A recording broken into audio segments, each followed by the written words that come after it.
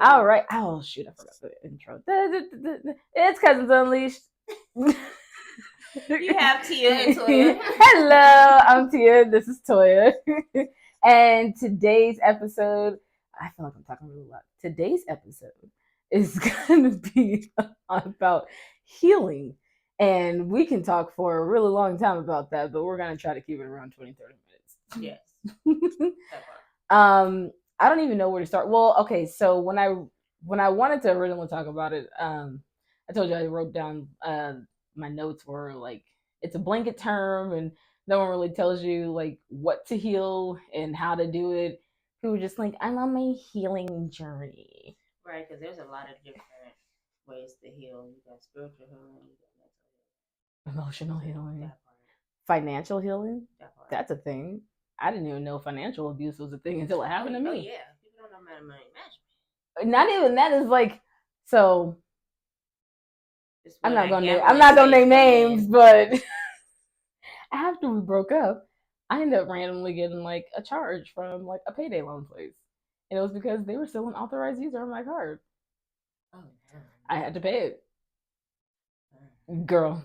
So financial abuse is a thing, so you have to heal financially as well. Because if they can abuse it, you're gonna have to heal it. Unfortunately. the struggle. Well, okay, so then let's talk about emotional healing. Okay, yes. Okay, so at least for me, I've experienced emotional abuse, and that was just childhood. Man, I think everybody's experienced mental abuse and not even know it.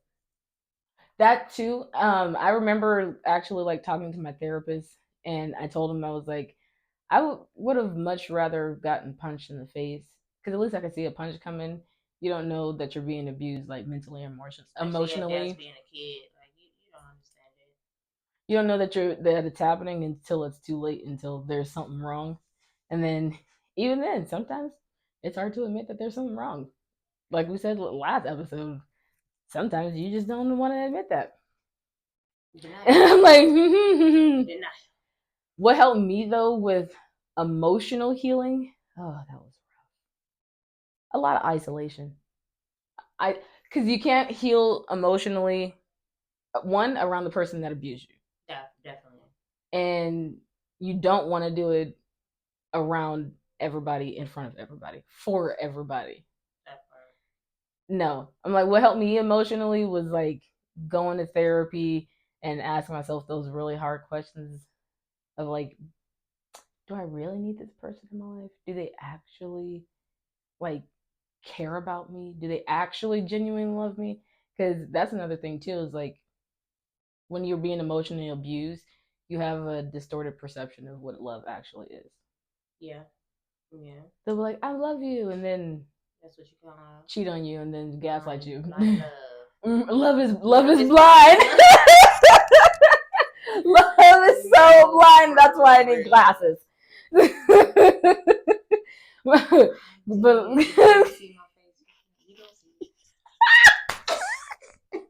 it's so true because when someone is telling you that they love you, but then their actions say something completely different, you start to think like, well, maybe this is love. And then you're just like, okay, cool. I'll just be okay with anything. Yeah. That's what I say. Action speaks louder than words. Mm-hmm. Definitely. Man. And I read a lot of books. Yeah.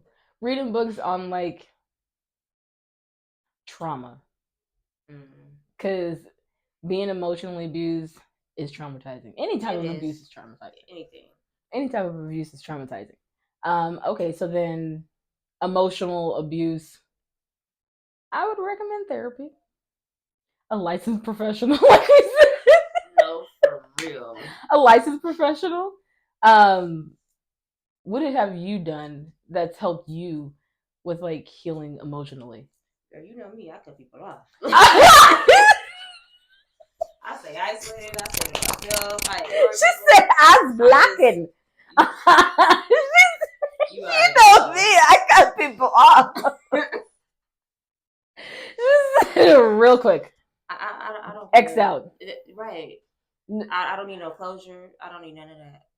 It's up to me to make that closure by deleting you. Like, Look at I don't care. I don't care. Said my closure It's my is peace, my deleting. mental, everything. Like, don't get me wrong. Sometimes it is hard. It is hard, especially like if you know the person for a long time or something like that. So you hold on a little bit, like, okay, I see they still need help, da da da. But it's tearing me down, and then you just get fed up sometimes. But sometimes it's easy. I'm like, f you. But sometimes I'm like, I can fix this. I can, and then it's just like, you know what? I don't got time. I don't got time. Yep. You're like, oh, I want to help you. I want to help you, but also helping you is hurting me. Right, and then that's where that taking advantage come in at. Like, I see it, but I still want to help. But it's just like, you know what? Nah. But it seems like you're always It's needing draining help. me. Right. You're always needing me Always to needing fix it. help, You and I always don't have need time. me. I have my own kids to fix. You feel me? Why I gotta fix a grown person? Like, no, I don't got time. I be trying though. Don't get me, I be trying, but Same. I think that's my weakness is helping people. Right. And I don't know My red boundaries flag where to is I stop. care too much. That part. Literally, That I part. care too much, so much to it'll start hurting me Yeah. that I care so much. That's something I need to work on. Mm-hmm. So like, that's one healing part of me I need to still work on. Look, we're all still We're growing still and here. learning. That's the whole point of life. Right. If you, I told one patient, because she was telling me that she hated the exercises that I was giving her, and I was like, well, look, if a tree stops growing, it dies. We all got to keep growing. Right. We all got to You keep move them shifting, joints. changing. You Come gotta on, move muscles. I don't know what to tell you, homie. And I'm like, but if you don't do it, then you wither away. So you start showing your age. See, and then you, this guy. I just seen your green light. This is why we can't have nice things. You have to hold the button down. I did. And then there you go. Let's go. You're so fine. We're back. Oh my goodness. Hopefully y'all hear me still from her mic at least. That the audio too. I think I kept it on. This is no, I just threw it on. I just threw it on. She's like, I got it. Dip, let's go. I thought I pressed it. Oh right. Mental healing. It's early, y'all. I just woke up not too long ago. Because I'm like, mental healing equates to there's been an abuse. Mental abuse is wild. It is why the amount of times, at least in my most current relationship that not just ended, but ended, the amount of times they tried to mentally abuse me is wild. It's wild. And then I didn't even realize until like a couple of days ago how long that stuff lingers. Especially if like, because it's like layers to it. So like, oh, you get one thing done and then you're like, oh, there's still like another thing that's still there. No, for real. And oh my goodness, like the other day I just realized I still can't listen to Hamilton without like trying to bust out crying. Aww. And it's a really good soundtrack. Like, it's a really good soundtrack. Yeah. And that right there is what you call PTSD. You can really get PTSD from a relationship. From a relationship. Any kind of don't try to don't boyfriendship, whatever. For that is something people don't talk about. It's friendship trauma. Oh yeah. People always want to talk about, oh, he's a narcissist. Oh, she's crazy. Oh, them friends all of this stuff. Too. Your friends and your family, the ones that you love and will cater to and bend over backwards for, will be the first people, if they get the opportunity to abuse you, whether it be financially, emotionally, mentally, physically. No, for real. That's why that little saying, blood is thicker than water, is bull to me. No. And I think the actual saying is supposed to be like, the blood of Christ is thicker than the water of the womb. So your family in Christ will be essentially like a, not better, but like a more, like a safer, healthier family than the actual family that you come from originally. Right. That's actually true. That's actually true. You'd be surprised I how haven't many talked. people I talk to in my family. I don't talk to none of my family, and it's great. I guess that's me and her. I'm like, I don't talk to none of them, and it's amazing. And so many people will be looking at me crazy, like, "What? You don't talk to your mama? You don't talk to your sisters?" I have a whole nephew I never met, and I'm fine with that. Be like, your mom is the only one you have. You only get one. False. False. And my mom is not the only one that I have. Right. I have actual, healthy, safe relationships. I have a cousin. Period. Okay, so she's not the. No, I'm not about to put all of that, essentially all of that glory on her. Just because she gave birth to me. Nah. Right, that don't make a lot of people moms. Just because that's another topic we're gonna go over.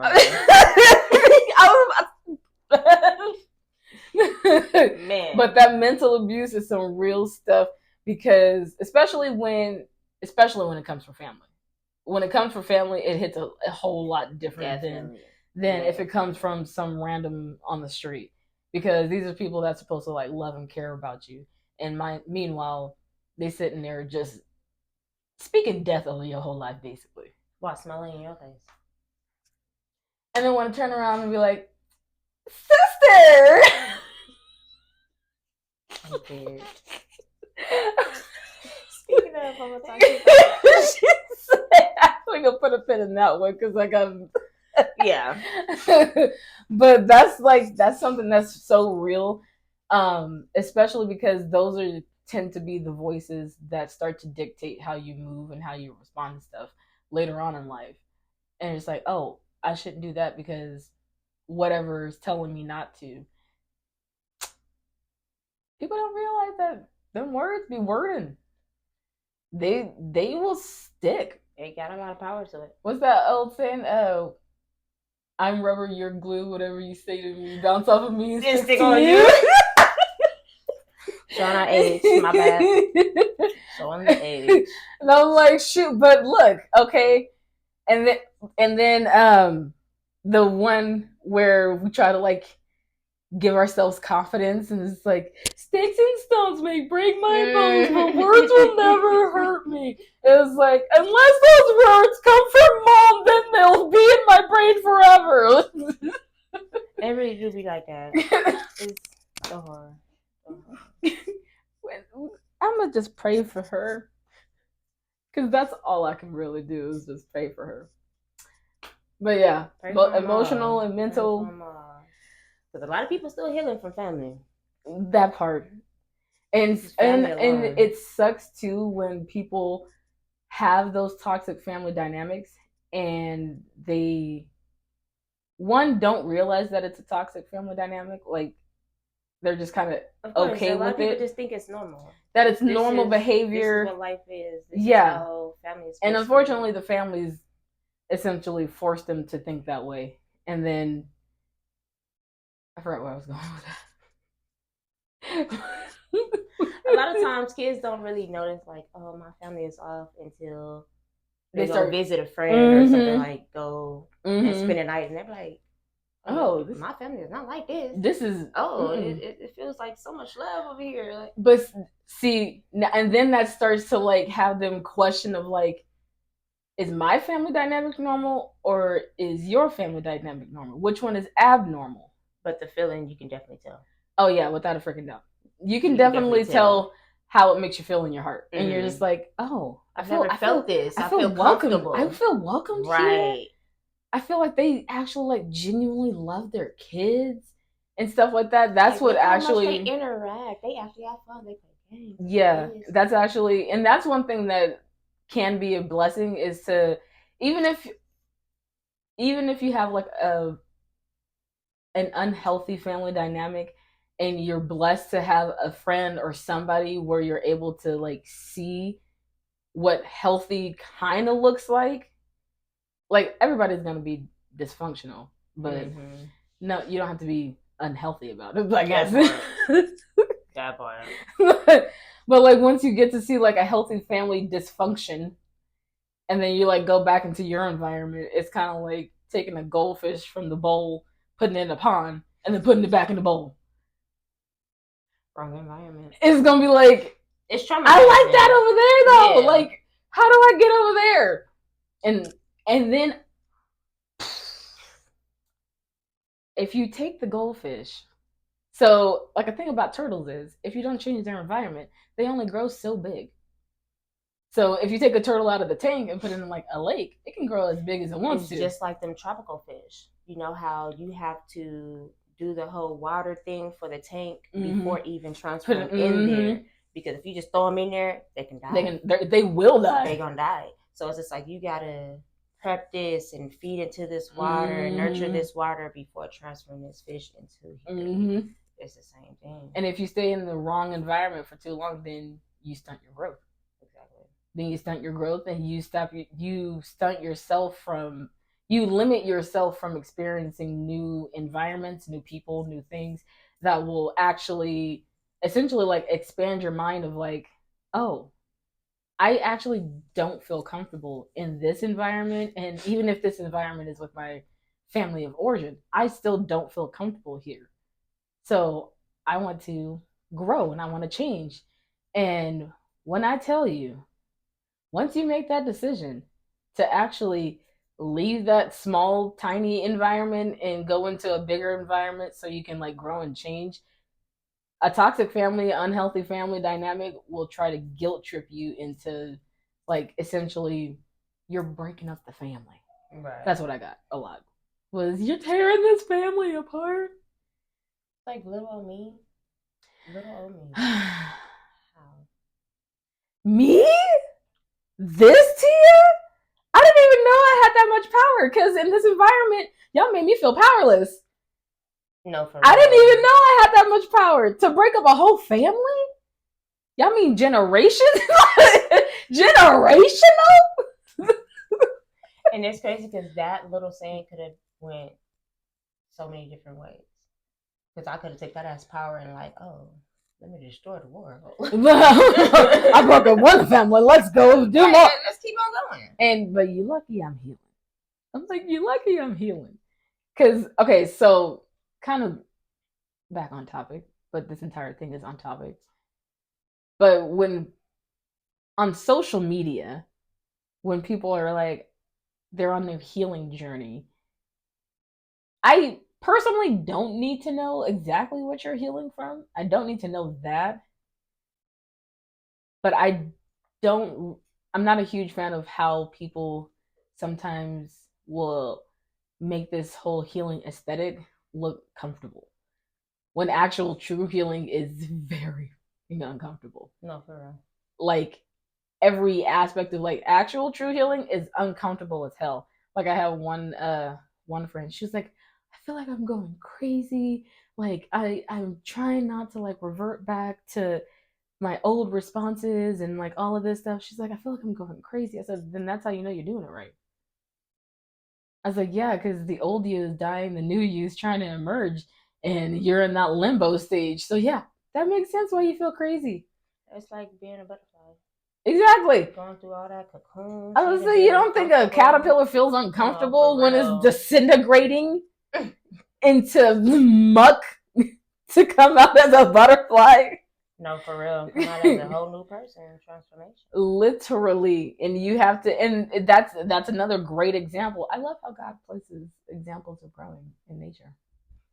Because I'm like, no, for real, because I love me some butterfly. The caterpillar has to eat a whole bunch of food. Look, I've read The Very Hungry Caterpillar. I remember that book. I got the book that has both the English and Spanish. So, okay. I'm done. But the caterpillar has to eat so much food, essentially be so uncomfortable in its own skin that it's willing to make the decision to isolate itself, to lose its entire self, and then come out as something completely different than what it started as. And I'm like, that's essentially what healing is. It's like, but it's not your whole self. It's just literally one little nugget. No, bro, because you said that a lot of ways. Because as soon as you fix one problem, it's like owning a house. As soon as you fix one thing, 5 other things want to pop up.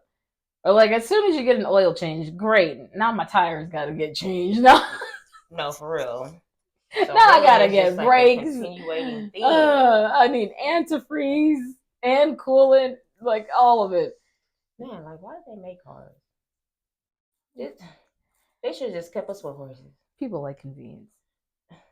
But see, look, that's another thing about healing is like a lot of people want convenience and so. But that would be another episode because I feel like people want convenience of numbing pain so quickly that they'll turn to any substance. And I'm only speaking on experience because it would be like I needed to smoke like 2 blunts just to go to sleep at night sometimes because of how and that was when I was still in that toxic family, unhealthy family environment to where I needed to do that in order to just go to sleep at night and then wake up in the morning, do all of the things I needed to do, and then do it all over again every single night. But that's usually that would be another episode. I'm like, that's another episode. Definitely. Because we can dig into that all day. I'm like, because we can dig into that all day.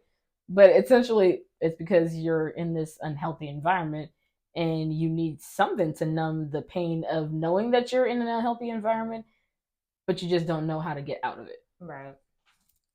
And so I think that's why a lot of people will turn to drugs or substances or alcohol or even other people to either suppress or express their emotion that they're having about a situation. I've had a lot of hours of therapy and crying in my car during lunch. And it's crazy because car therapy is really a thing. It really is. Like, leave me alone. If you see me screaming, don't knock on my window and ask me if I'm okay. Because clearly I'm not okay. Clearly I'm not okay. Right. I'm in my car on a Thursday afternoon. Make a sign therapy session. Therapy session in my car. The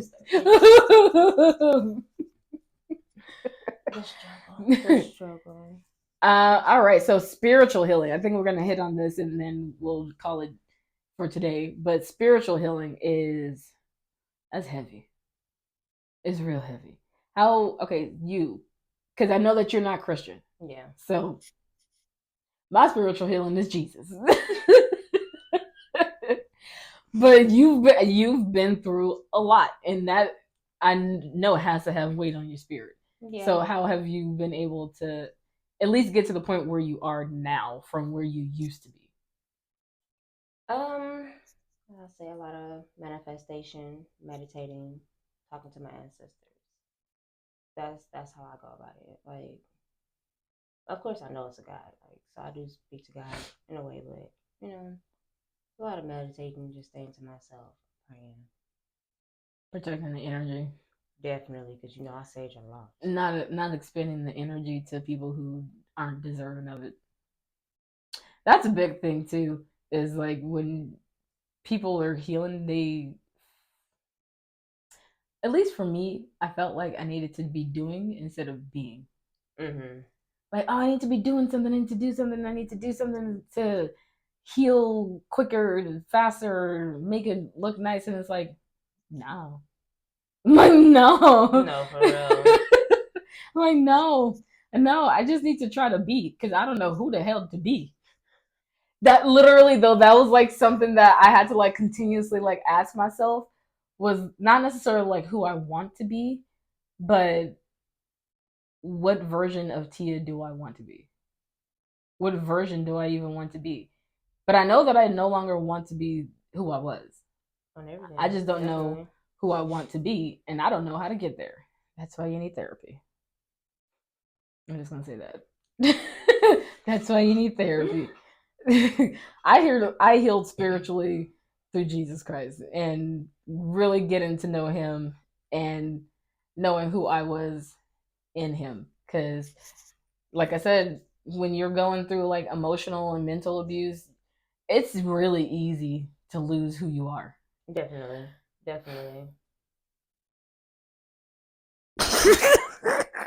Moment of silence. Moment of silence for who I used to be.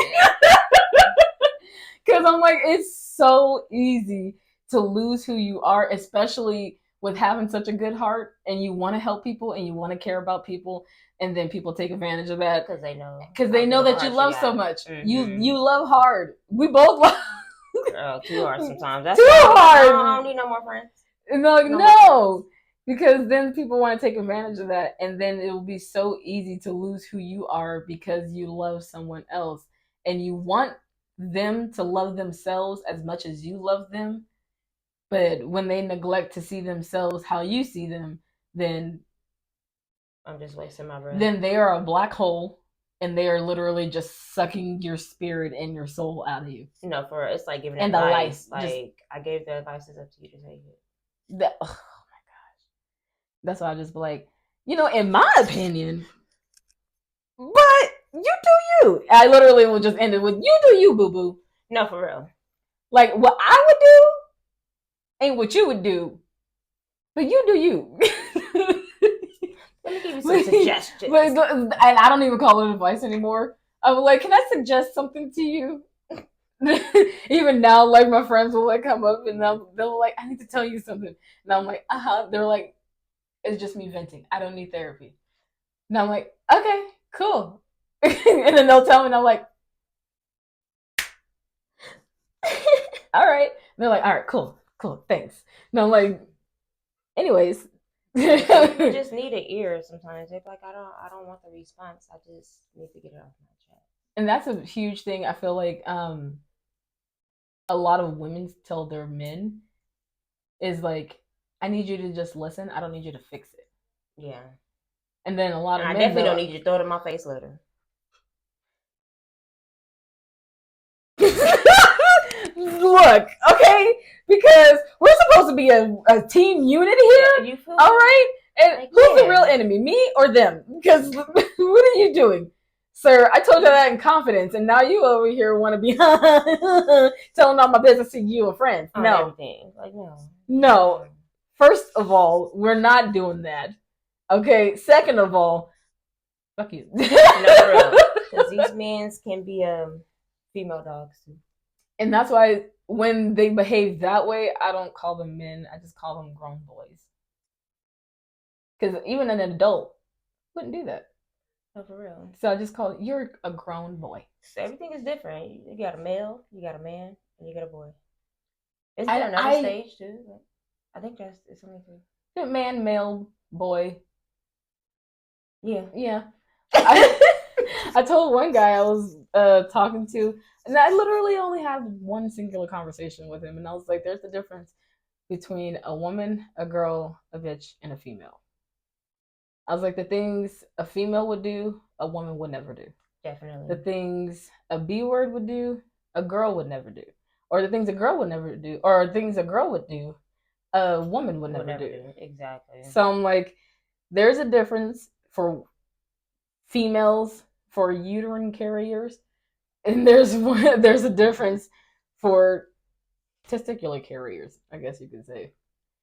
But who you are or how you behave will determine which one you are. Yeah. And they can change. and they can change real fast. Real fast. All right. At the flip of a hat? Flip of a dime? It's a dime? Dime. It's a dime. I don't know why I wanted to say flip of a hat. It was flipping hats. No, that's a big ass term for a hat. That's a big. But then I was like, it's not a dime. I was gonna say a quarter. No. Flip of a quarter. Flip of a dime. They can change like that. Just couldn't. She said, forget the whole. Just forget the entire analogy. They can change like that. No, definitely. But honestly, but also being able to discern which one is which takes a lot of spiritual healing. Because sometimes your spirit will just be lonely and tired and be like, whoever wants to come over, just come over. That part. I'm lonely. And the second part about the healing is like, you have to be alone to be able. You got to get comfortable with yourself. You got to get comfortable with yourself. Definitely. You have to be able to be comfortable by yourself, so you start to appreciate the energy that you have and that in realizing that you are worthy. And that's when you learn your boundaries. And that's when you start learning boundaries. Goodness gracious, boundaries have saved my life. I love boundaries. Everybody gets a boundary. You get a boundary. You get a boundary. Everybody gets a boundary. Because as soon as I start appreciating myself, y'all better watch out. That's what I started telling myself when I started. As soon as I start having some self-worth, y'all better watch out. Because look, I'll start cutting motherfuckers off. I don't care. I don't care no more. Because as soon as you start appreciating yourself and having and loving yourself and having self-worth, and you're just like, homie, you don't even work. What do I look like? Wasting my time even arguing with you. You don't even pay your own phone bill. Like, no. And then you'll be real quick to start cutting mofos off. Left and right and left, up and down, side to side, everywhere. Because you start realizing, like, oh, you're not worth my time. You're not worth my time. You're not worth this. I used to call it like the emotional, like an emotional tsunami in my spirit. Mm-hmm. If you are bringing me turmoil, causing waves, no, homie, no, you gotta go. Exit stage left. Right. You gotta go. Because I'm not about to be sitting over here anxious, even while just talking to you. No, I'm not gonna be sitting here anxious. You can tell a lot about a person just with their conversation. That's why them first dates are important at times. Like, and look, I told one dude, I was sitting there talking to him, and I'm starting to notice a pattern. Mm-hmm. And he's over here like, oh, I want to take you out. And da, da, da. I said, look, before we even get to that point of spending money on each other, I'm going to just go ahead and let you know right now. I don't think we're going to be compatible in a romantic relationship. You don't have to give an excuse. You don't have to give any reasoning behind it. Everything. You don't got to explain. You don't have to explain yourself. We're just not going to be a match, like, as romantic partners. And right. He was like, okay, cool. And then we literally talked as friends for like a couple more weeks. And then now we don't talk anymore. And I'm okay with that. Period. But that comes from me being able to be comfortable with myself, knowing what I expect out of a relationship and out of a partner, because I know what I can provide as a partner. Mm-hmm. And I place that boundary, and I'm like, this is the type of partner that I want. I see that you're not meeting that standard at all. You're not anywhere near that standard. So I'm going to let you know right now, it's not going to work, because why would I, and that's where I healed a lot, was like, well, maybe if I like can fix them or something. No, I'm not. No, I'm not handy Mandy. No, I'm not Bob the Builder. I'm not about to sit here and try to build me a man out of a boy, a grown boy. No, if you don't meet it, you don't meet it, and that's fine. That's A-okay, because I've gotten comfortable enough to be by myself. I like to paint, find a hobby, because honestly though, that was a really big thing for me. Like when I was like initially like starting my healing and everything like that. I'm still healing. There's a lot. Yeah. But I started getting back. First, I asked myself, I was like, I don't even know what I like to do. Like, I know what I like to do.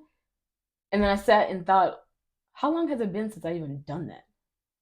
Mm-hmm. I remember I told you I went to go get my nails done. I was like, the lady was like, oh, so when's the last time you got your... I was like, it's been 7 years since I've gotten my nails done. And it's not because of like me being a massage therapist, or it's just, I didn't think that, one, I had money to be able to do that, or two, that I would be essentially worthy to get my nails done, to have that luxury. You was going through too much at that moment. Girl. It didn't cross your mind.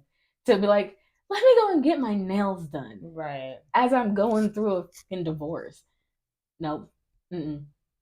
Like now, got back into painting, crocheting, knitting. I call them my old lady hobbies. I crochet, knit, paint, sew, nap. No, for I never used to crochet as a kid. All the time. all the time. You know, I still don't know how to do it. I'll teach you. It's fine. Well, that was something I love to do. I love to create stuff. And then being married twice, having a kid, contemplating unaliving myself multiple times, It happened. didn't never cross my mind to be like, go back to what you love to do. Nope. Until I was like out of that toxic environment, that unhealthy situation, then I was like, I don't even know who I am anymore. I've lost myself to this black hole.